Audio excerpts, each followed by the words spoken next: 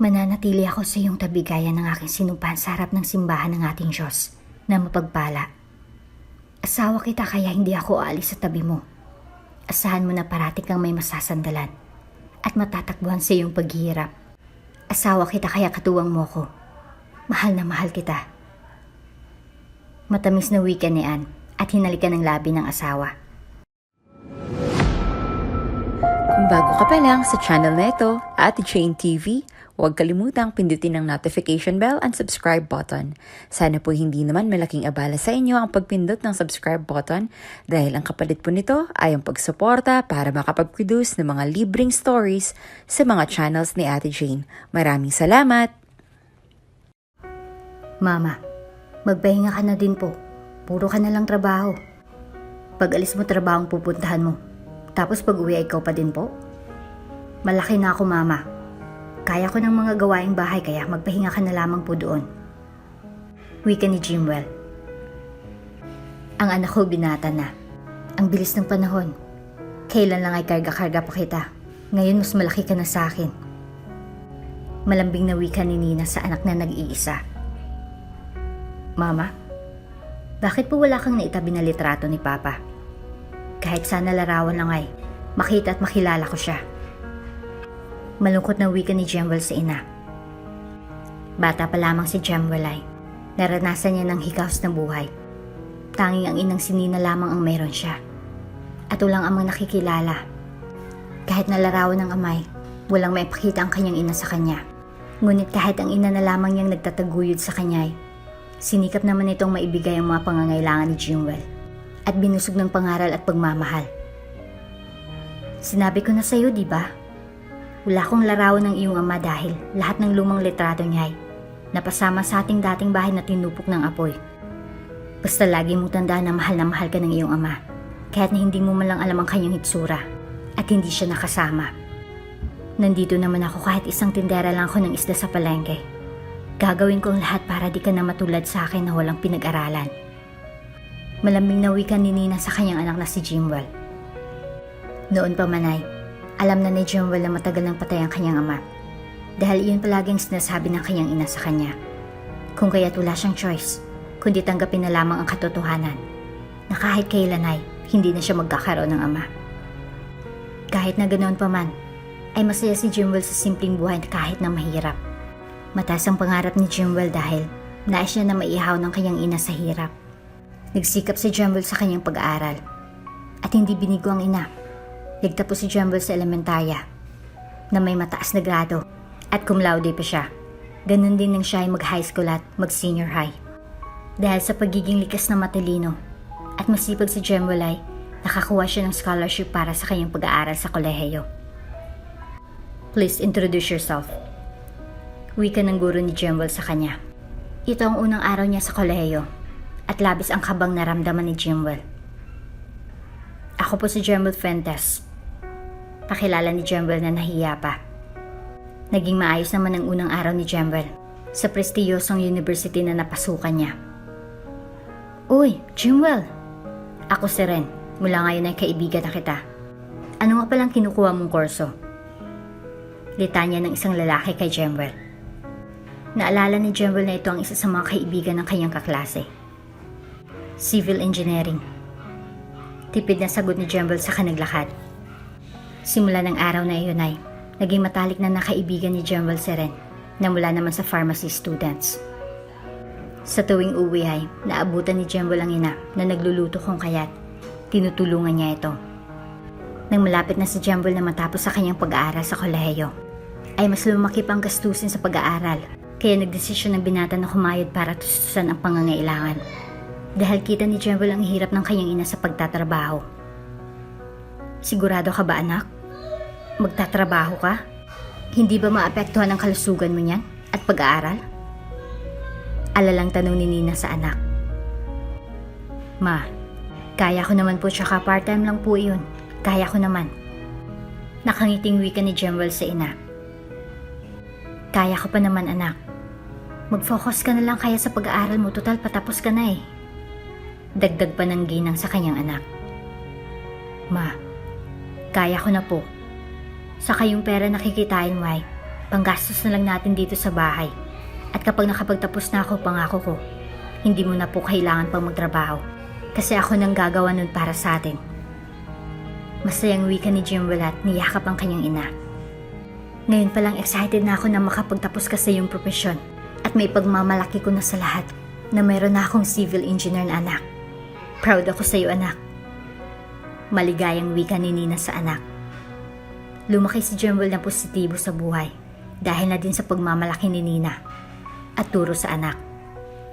Hikaos man sila sa buhay at nakatira lamang sa barong-barong na bahay ay hindi nawala ng pag-asa si Jimwell dahil may pangarap siya at ito ay ang makabili ng sariling lupa at magpatayo ng malaking bahay para sa kanyang ina na naging inspirasyon niya sa buhay. Nang pumayag ang inay, nag-umpisa na si Jimwell sa pagiging working student. Pumapasok siya sa eskwela sa umaga at pagkatapos ng pasok ay nagtatrabaho naman ito sa isang fast food. Naging maayos naman ang daloy ng buhay ni Jimwell. Kahit papaano ay nakakatulong siya sa kanyang ina sa mga gastusin sa kanilang pang-araw-araw. Todo ang aral ni Jimwell para sa pangarap at kahit mahirap ay iniisip na lamang ng binata na kung susuko siya ay masasayang lahat ng sakripisyo ng kanyang ina para sa kanya. At makalipas nga ng 5 taon ng pakikipagsapalaran ng mag-inay, sa wakas ay ito ng araw na hinihintay ni Jimwell. Ang pagtatapos niya sa kolehiyo sa kursong Civil Engineering at nagtapos ng cum laude sa prestiyosong universidad. Naku, ang gwapo naman ng anak ko. Ito na yung hinihintay natin, Jimwell. Sobrang proud ko sa iyo, anak, kasi hindi ka lang tapos sa iyong kurso, kundi naging cum laude ka pa ng iyong batch. Nakakatuwa dahil hindi tayo pinabayaan ng Diyos. Umiyak na wika ng ina ni Jimwell sa kanya na siyang naging inspirasyon ni Jimwell sa buhay at pagharap sa kanyang minimithing pangarap. Ma, pakinggan mo ang speech ko mamaya, para yun sa iyo at sa mga magulang na walang sawang sumusuporta sa kanilang mga anak, sa hirap man o sa ginhawa. Ang tagumpay ko ay dahil iyon sa iyo. Mama, ikaw ang inspirasyon ko at pinagkuhaan ng lakas ng loob para makatungtong ako sa puntong ito. Maipagmamalaki mo na po ako dahil may anak ka na nagtapos bilang isang civil engineer. At ito na po ang umpisa ng ating pag-asenso. Naiiyak na wika ni Jimwell sa kanyang ina na ngayon ay panay lang ang tango dahil sa sobrang saya na nadarama. Tinatawag ko po si Jimwell Fuentes, ang cum laude ng batch na ito, upang sambitin ang kanyang makabagbag damdamin na mensahe para sa lahat. Wika ng guro at doon na umakyat sa stage si Jimwell na may ngiti sa labi. Nag-umpisa nang magsambit si Jimwell ng mga inspirasyon ng pangungusap habang umiyak sa harap ng lahat. Isa lang po ang masasabi ko, at may iwan sa inyong lahat magulang man, o estudyante maging mga guro man. Tandaan niyo po, hindi lang dito natatapos ang ating pangarap. Dahil paglabas natin sa universidad na ito, doon na natin harapin ang totoong laban natin sa buhay. Ano man ang pinili nating landasan ay maging mabuti ito. Huwag susuko sa anumang hamon ng kapalaran. Basta palaging manalig sa puong lumikha sa atin at ng suliran ni Nay, ating kakayanin. Iyon lamang po at maraming salamat. Madamdamin ang pagtatapos na wika ni Jimwell at tunay namang kaaya-aya para sa lahat. Napaka-inspirational ng mga salitang kanyang binitawan na siyang nakapagpaiyak sa bawat nakikinig sa binata, lalo na ang kanyang ina. Dama ng lahat ang puso ni Jimwell sa mga salitang binitawan nito. Nagtapos si Jimwell bilang cum laude sa kursong Civil Engineer at unti-unting tinahak ang daan na kanyang pinili. Naging masayang ina ni Jimwell na si Nina dahil nalagpasan ni Jimwell ang parting iyon ng kanyang buhay. Proud ito sa anak dahil natapos ni Jimwell ang pag-aaral na may mataas na karangalan kahit hati ang oras nito sa trabaho at eskwela. Matapos ang kanyang graduation, makalipas ang ilang araw ay nag-umpisa na si Jimwell na maghanap ng trabaho at hindi na nagsayang pa ng oras. Masayang naghanap si Jimwell ng trabaho kahit napagod. Hindi naman hirapan si Jimwell na makahanap ng trabaho dahil nakuha si Jimwell sa isa sa mga engineering firm sa bansa. At sa mga nagdaang araw sa trabaho ay naging maayos at maganda naman ang mga resulta ng pagtatrabaho ni Jimwell. Kumusta sa trabaho mo, anak? Huwag mong kalimutan na kumain sa tamang oras. Tsaka huwag mong abusuin ng sarili mo, masama yun. Paalala ni Nina sa anak na si Jimwell. Napangiti naman si Jimwell sa kanyang ina, saka nagturan. Wala kang dapat ipangamba, mama. Hinding-hindi ko po pababayaan ang sarili ko. Tulad ng parati mong bilin sa akin. Saka ma, pwede po bang huwag na po kayong magtinda sa palengke? Gusto ko na dito ka na lamang sa bahay. Lalo na po at patanda ka na. Baka mapano ka pa kapag patuloy kasi yung trabaho. Ako naman ma. Ako naman mag-aalaga sa iyo. Malambing na wika ni Jimwell sa ina at niyakap ito. Naluha naman si Nina dahil sa kabaitan ng kanyang anak. Labis na natutuwa si Nina dahil lumaki si Jimwell na may positibong pananaw sa buhay. At higit sa lahat ay, napalaki niya si Jimwell na may kabutihan sa puso kahit lumaki ito sa buhay na napakahirap. Simula nang maging regular sa trabaho si Jimwell ay, hindi niya na pinagtrabaho ang ina at mas lalong ginalingan ng kanyang trabaho. At dahil sa pagiging masipag ni Jimwell at may pagmamahal sa trabaho ay, napili ito upang mamuno sa isang malaking proyekto ng kumpanya na pinapasukan. Hello? Ikaw si Jimwell? Wika ng isang magandang babae at napakabait. Nung unay, nahiyang sumagot si Jimwell sa dalaga dahil napakaganda nito at mahalata na mabait na tao. Ay, ako nga, bakit? Nahiyang wika ni Jimwell sa dalaga. I am Ann, isa din akong civil engineer. Parati kong naririnig ang pangalan mo sa mga katrabaho natin at masaya ako na makatrabaho ka. Nakangiting wika ni Ann sa binatang si Jimwell. Iyon ang unang pagtatagpo ng dalawa at talaga namang napukaw ni Ann ang atensyon ni Jimwell. Nag-umpisa na sa trabaho ang dalawa at nung unay, naiilang pa si Jimwell sa dalaga. Ann, merienda muna, kanina ka pa hindi kumakain eh. Nahiyang wika ni Jimwell at inaabot ang isang baunan kay Ann. Napansin mo pala, nakalimutan ko na masyado at akong nakafocus sa trabaho. Wika ni Ann at tinanggap ang iniabot sa kanya ni Jimwell. Gawa ni Mama ang sandwich na yan. Meron din ako ito oh. Huwag kang mag-alala. Wala iyang lason o gayuma. Nakangiting wika ni Jimwell at nag-umpisa ng kumain. Natawa naman si Ann sa tinura ni Jimwell. Grabe sa wala iyong lason at gayuma. Hindi naman kita pinaghihinalaan. Nagulat lang ako kasi ang bait mo pala. Wika niyan at nag-umpisa ng kumain. Alam mo, dapat kahit abla ka sa trabaho, dapat magpahinga ka din at huwag pababayaan ang iyong sarili, sabi ni Mama. Nakakasama daw iyon sa kalusugan lalo na kapag nalilipasan sa huli. Ikaw din naman ang mahihirapan. Masayang kwentong payo ni Jimwell sa dalaga. Siguro mamas boy ka. Parati kasi siyang topic mo na nakakatuwa kasi halatang inspiration mo siya. Kita ko na mahal mo ang mama mo. At alam ko maswerte ang babaeng mamahalin mo. Magilaw na wika ni Ann sa binata at kumain na. Wala na kasi akong tatay. Si Mama na lang ang meron ako kaya pinahalagahan ko siya. At saka kung hindi dahil sa kanya, baka wala ako ngayon sa posisyon na ito. Si Mama kasi ang tanging nagtaguyod sa akin. Para lamang makamit ko ang pangarap na ito kaya mahal na mahal ko si Mama. At unti-unti kong ibinabalik ang mga sakripisyo niya kahit alam kong hinding-hindi ko yun mapapantayan. Sagot ni Jimwell sa dalaga. Napangiti at napabuntong hininga naman si Ann. Sa kaniyakap si Jimwell. Ramdam ko ang lungkot sa puso mo. Ang hirap no? Kapag lumaki na parang kulang. Si Mama kasi at Papa hiwalay na. Kaya nung nag-aaral ako palitan si Mama at Papa sa akin na sobra namang ikinabigat ng puso ko. Kasi kahit nakakasama ko sila'y iba pa din talaga kung sama-sama at nasa iisang bahay lamang. Malungkot na kwento ni Ann. Natahimik ang dalawa dahil pareho pala silang may pinagdaanan sa buhay. Sa paglipas ng araw nasanay si Jimwell na sinasabayan sa pagkain si Ann at naging matalik pa silang magkaibigan. Grabe, malapit na pala matapos yung project ano? Sana maging magkaibigan pa din tayo. Nakangiting wika ni Jimwell sa dalagang si Ann. No worries, magkikita pa din naman tayo saka may isang buwan pa. Grabe kung makapag-overthink. Alam mo, kumain na lang tayo sa cafeteria. Treat ko na. Wika ni Ann at saka hinawakan ng kamay ni Jimwell saka sabay na nagtungo sa cafeteria ng kumpanya.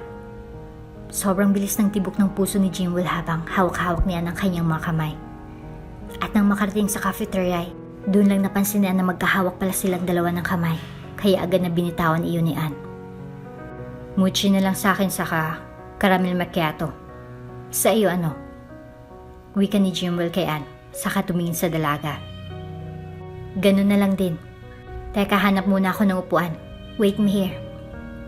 Wika ni Ann, at naghanap na nga ng mauupuan. Nang makahanap ng pwesto si Anay, bumalik ito upang bayaran ang kanilang bills. Habang kumakain ay, hindi maiwasan ni Jimwell na maisip ang nangyari kanina habang magkahawak ang kanilang kamay ni Ann.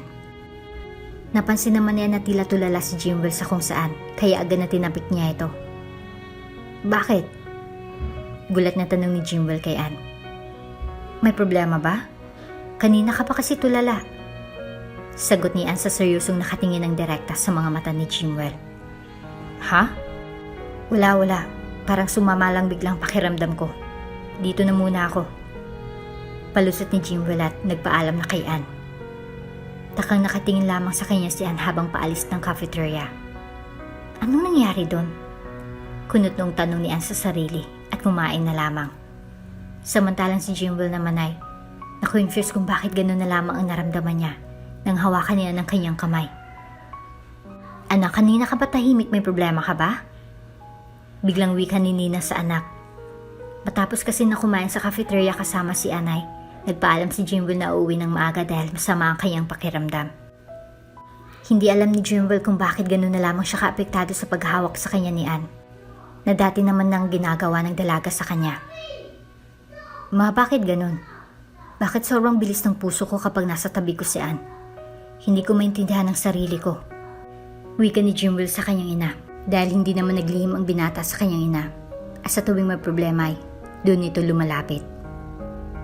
Hindi kaya in love ka na kay Ann? Diretsang sagot ni Nina sa anak dahil iyon lamang ang nakikita niyang dahilan kung bakit gano'n ang nadarama ni Jimwell. Nakilala at nakita naman ni Nina ang dalagang si Ann nang minsan siyang dumalaw sa trabaho ng anak at nakita niya na bukod sa pagiging maganda ay mabuti din ang kalooban ng dalaga na hindi naman niya ikinatataka kung mahulog ang loob ng binatang anak sa dalagang si Ann. Ako po in love kay Ann? Tila gulat na tanong ni Jimwell at hindi makapaniwala. Ipinaliwanag naman ni Nina sa anak ang kanyang opinyon at naunawaan naman iyon ni Jimwell. Nung unay, naisip ni Jimwell na baka masira ang kanilang nabuong pagkakaibigan ni Ann. Kung sakaling umamin kaya, lumayo na muna si Jimwell kay Ann upang matigil ang nadarama para sa dalaga. Jimwell, tara sumabay ka na sa amin kumain sa cafeteria. Alok ni Ann kay Jimwell. Agad nang bubilis ang tibok ng puso ni Jimwell nang lumapit sa kanyang dalaga. Naku, mamaya na ako eh. Tsaka may baon ako, baka dito na lang ako sa office kumain. Salamat na lang. Pagtanggid ni Jimwell sa dalaga. Sige, kung magbago ang isip mo, punta ka na lang sa cafeteria. Wika ni Ann na may halong pagtataka. Unti-unting lumayo si Jimwell sa dalaga dahil sa takot na mabasted at masira ang buong pagkakaibigan nila. Isang linggo din na pinilit ni Jimwell na iwasan si Ann. Ngunit makalipas ang isang linggo ay napansin ni Ann ang paglayo at pag-iwas sa kanya ng kaibigan na si Jimwell.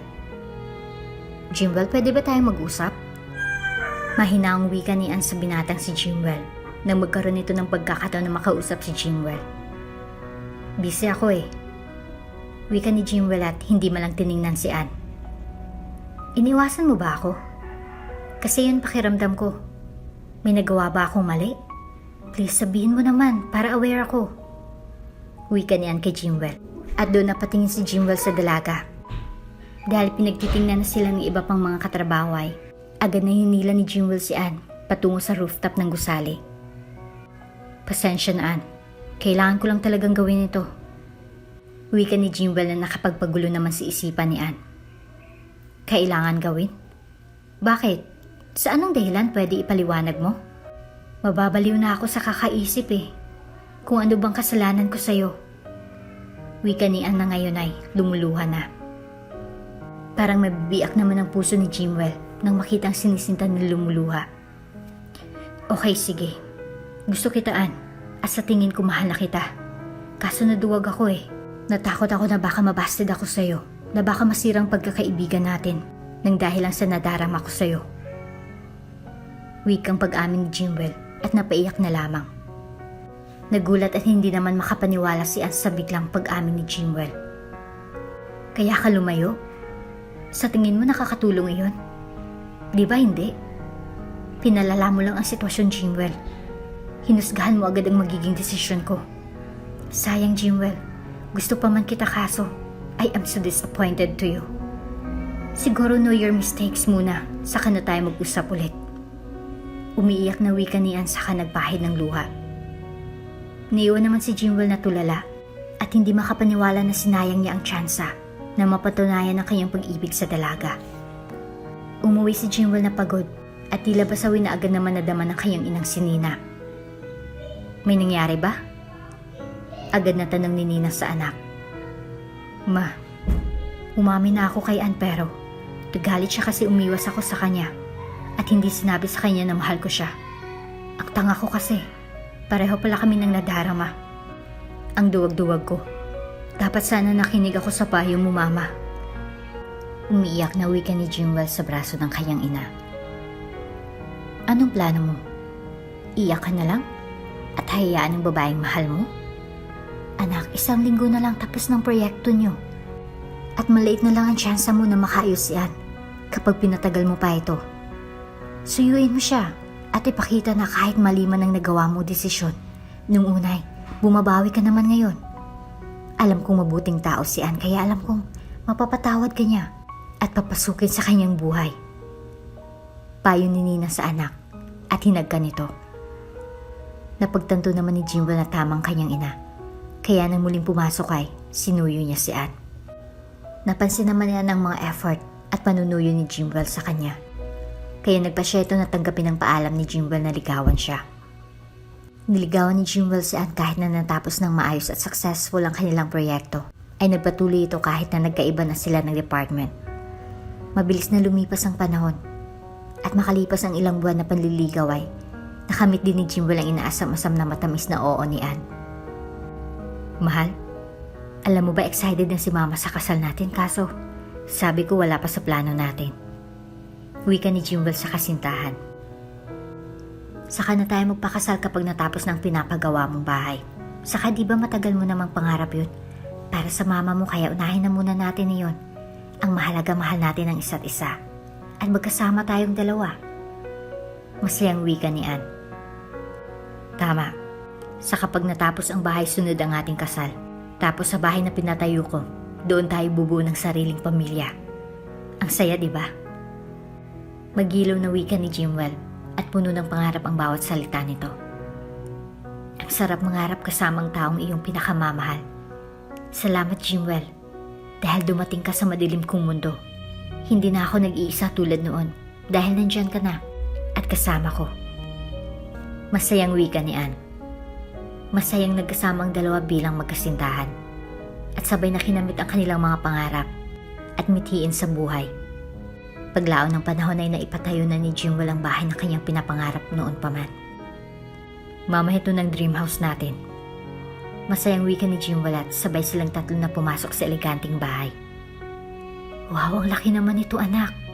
Masaya ako dahil unti-unting nakakamit mo ng iyong mga pangarap. At salamat sa iyo dahil hindi mo iniwan ang aking anak. Masayang tura ni Nina sa magkasintahan. Hindi na po barong-barong ang bahay natin, Mama. Saka dito sa bahay nito bubuo kami ni Ann ng pamilya at kasama ka namin hanggang sa iyong pagtanda. Aalagaan kita kahit mayroon pa akong pamilya. Wika ni Jimwell at niyakap ang ina. Masaya po ako para sa inyo. Alam ko po na mahal mo si Jimwell at masaya ako na balang araw ay magiging nanay din po kita. Maswerte po si Jimwell sa'yo dahil binusog mo po siya ng pagmamahal at pag-aalaga kahit alam kong mahirap maging single parent. Nagawa mo po pa rin na mapalaki at matustusan ang pangangailangan ni Jimwell at ikaw po ang inspirasyon namin sa buhay. Malambing na wika ni Ann sa ina ni Jimwell sa kaniyakap din ito. Lumipat sila ni Jimwell sa bagong tahanan kasamang ina. Matapos isang taon ay nagpa siya ang dalawa na magpakasal. Mahal, sabi ni Mama mo bawal magkitang ikakasal. Bakit nandito ka? Iwas na tanong ni Ann sa mapapangasawa. Bukas na tayo ikakasal saka hindi naman totoo ang mga pamahiin na ngayon. Nakangiting wika ni Jimwell at niyakap si Ann. Matapos magkita ay bumalik sa kabilang silid si Jimwell at hindi nakapaghintay sa darating na kasal. Kinabukasan ay maagang nagising si Ann upang maghanda sa kanyang kasal. Si Jimwell din ay nag-aasikaso din. Nang matapos ang pag-aayos ay nagtungo na sa simbahan si Jimwell at hinintay na lamang ang kanyang bride na si Anne.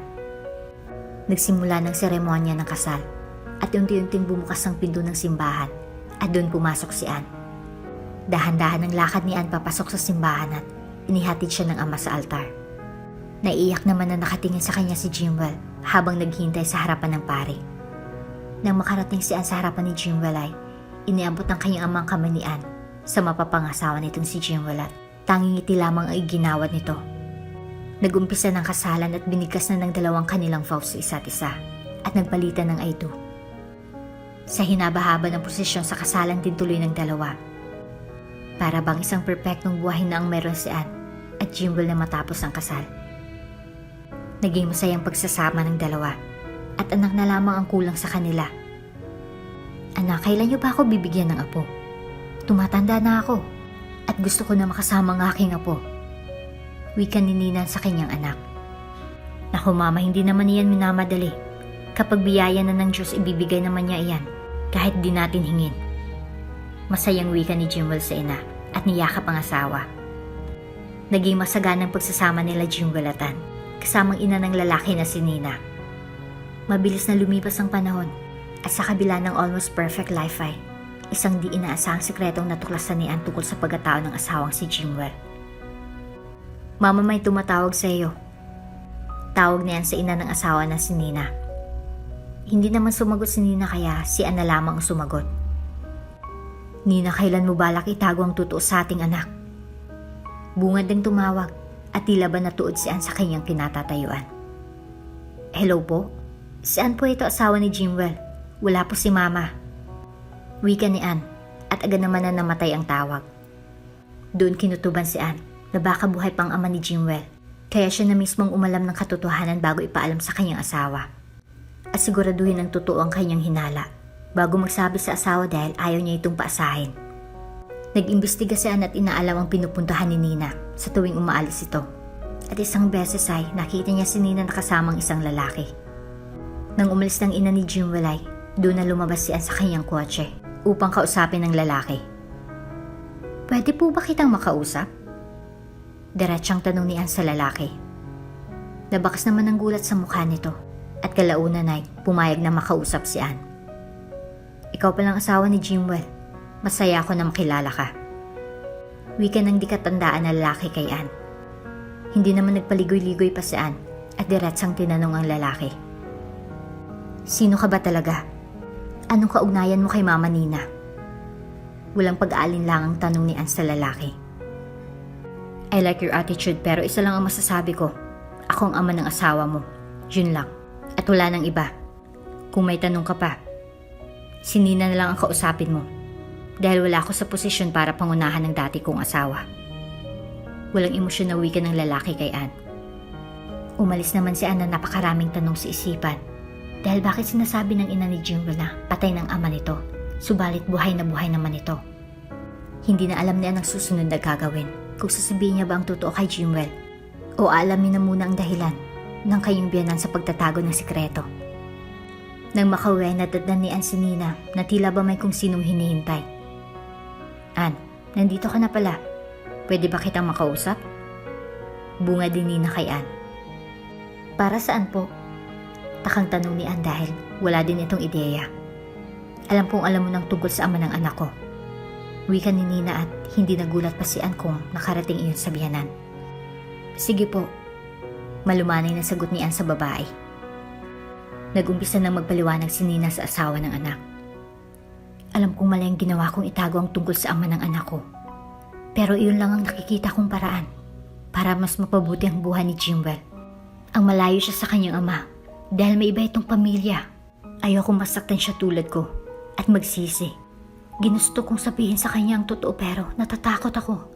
Please, Anne, itago na lamang natin ito. Umiiyak na wika ni Nina kay Anne at nakikiusap na huwag nang ipaalam kay Jimwell ang mga nalaman. Ngunit may paninindigan si Anne. Ayaw niya na maglihim sa asawa. Mama, karapatan po ni Jimwell na malaman ang totoo. Pagtaliwas ni Anne sa kahilingan ni Nina. Anong dapat mong malaman? Biglang tanong ni Jimwell. Nakakarating lamang na halatang nagulat sa narinig. Anak, umiiyak na tawag ni Nina sa anak na halatang takot sa mukha. Mahal, anong dapat kong malaman? Tanong ni Jimwell sa asawa. Sasagot sana si Ann ngunit pinangunahan siya ni Nina. Naghahanda kasi kami para sa kaarawan mo at dapat sorpresa iyon. Pagsisinungaling ni Nina. Ngunit tinaliwasan niyo ni Ann na desididong sabihin ng totoo sa asawa. Mama, tama na. Huwag mo nagdagdagan pang iyong kasalanan kay Jimwell. Mahal, na lamay ko ng buhay ng papa mo. At matagal na iyong itinatago sa iyo ni Mama. Ngayon ko lang nalaman at gusto kong malaman mo ang totoo. Kaya pasensya na Mama. Hindi ko kaya magsinungaling sa aking asawa. Wika ni Ann. At lumapit sa kanyang asawang si Jimwell na hindi naman makapaniwala sa katotohanan na inamin ng mismong asawa. Totoo ba yun, Ma? Umiiyak na tanong ni Jimwell sa ina. Pakiramdam niya niloko siya ng kanyang ina sa matagal na panahon. Ito ang unang beses na mag-aaway ang mag-ina. Iiling-iling na sumagot si Nina sa anak. Sorry anak, kung itinago sa iyo ang totoo, ayoko lang makita kang nasasaktan. Akala ko yun ang mas makabubuti para sa iyo, ang malayo sa ama mo. Alam kong gustong-gusto mo na makilala ang tunay mong ama, pero di ko kakayanin na mawalay ka sa akin. Tatakot ako at naduwag. Umiiyak ng wika ni Nina. Lumod pa ito sa harapan ng anak. Hindi naman matanggap ni Jimwell na nagsinungaling pa lang kanyang ina sa matagal na panahon. Kaya nagpa siya si Jimwell na manirahan muna sa isang bakasyunan kasama ang kanyang asawa. Labis naman nagsisi si Nina dahil nagawa ang pagsisinungaling niyon sa kanyang anak. Mahal, gusto mo bang makilala ang tunay mong ama? Tanong ni Ann sa asawa. Oo naman, sabik na ako sa kanya. Umiiyak na wika ni Jimwell. Isang linggo na nakalipas simula nang malaman ni Jimwell ang katotohanan at nagpa siya ng pagpalipas muna ng galit. Samantalang si Ann ang manay, patuloy na dumadalaw si ina ng kanyang asawa upang masiguro na okay ito. Nandito siya. Pasok ka na po doon, Ramon. Wika ni Ann at doon na pumasok ang isang pamilyar na lalaki. Ikaw ang tatay ko? Gulat na tanong ni Jimwell sa lalaki. Tandang-tanda pa ni Jimwell nung unang makita ito. Si Ramon ang nagbigay kay Jimwell ng scholarship nung nasa elementarya pa siya, hanggang sa natapos siya sa kolehiyo. At ito din ang nagpasok sa kanya sa sikat na kumpanya, kung saan niya nakilala si Ann. Ako nga ang tatay mo, Jimwell. Naalala mo pa ba ako? Naluluhang tanong ng lalaki. Siyempre naman po. Ikaw kayang tumulong sa akin. Hindi ko man lang alam na ikaw palang tatay ko. Umiiyak ng wika ni Jimwell at niyakap ang ama. Doon nalaman ni Jimwell na si Ramon palang kanyang ama, na matagal nang tumutulong sa kanya na malagpasan ang lahat ng pagsubok. Kahit na matagal na panahon na hindi nakasama ni Jimwell ang amay, hindi naman siya nito pinabayaan. Noon pa man ay, nakasuporta na palang ama sa kanya, kaya walang sumbat na binigkas ni Jimwell sa ama. Doon na ikinento ni Ramon ang kwento nila ni Nina, na ina ni Jimwell at ipinaliwanag kay Jimwell ang nakaraan. Masyado pa kaming bata nung nabuntis ko ang nanay mo, kaya natakot ako na harapin ang responsibilidad ko sa iyo. Inisip ko na kung sasama ako sa iyong inay, walang magandang buhay na maibibigay ako sa iyo. Kaya kahit mahirap lumayo ako sa ina mo, pero pagbalik ko, wala na siya. Nalaman ko na lamang na malaki ka na at hindi mo alam na buhay pa ako. Nagpakita ako kay Nina at nakiusap, ngunit ayaw niyang makilala mo ako dahil may pamilya na ako. Kaya ginawa ko na lang ang lahat ng kaya ko para makabawi sa iyo. Pero sana huwag kang magalit kay Nina. Patawarin mo siya, anak. Wika ni Ramon at niiyak naman si Jimwell. Mahirap pero susubukan ko po. Naluluhang wika ni Jimwell sa ama. Mahal na mahal ka ng iyong mama at alam ko na may dahilan siya kaya nagawa niya ang bagay na iyon. Wika ni Ramon sa anak sa kaniyakap si Jimwell. Nang malaman ni Jimwell ang totoo ay, nahirapan siyang magpatawad ngunit sa tulong ng asawa niyang si Anay, nakipag-ayos si Jimwell sa kanyang ina at nagdesisyon na makasama ang kanyang ama. Muling naging masaya sila Jimwell at nabuo niya ng kanilang pamilya.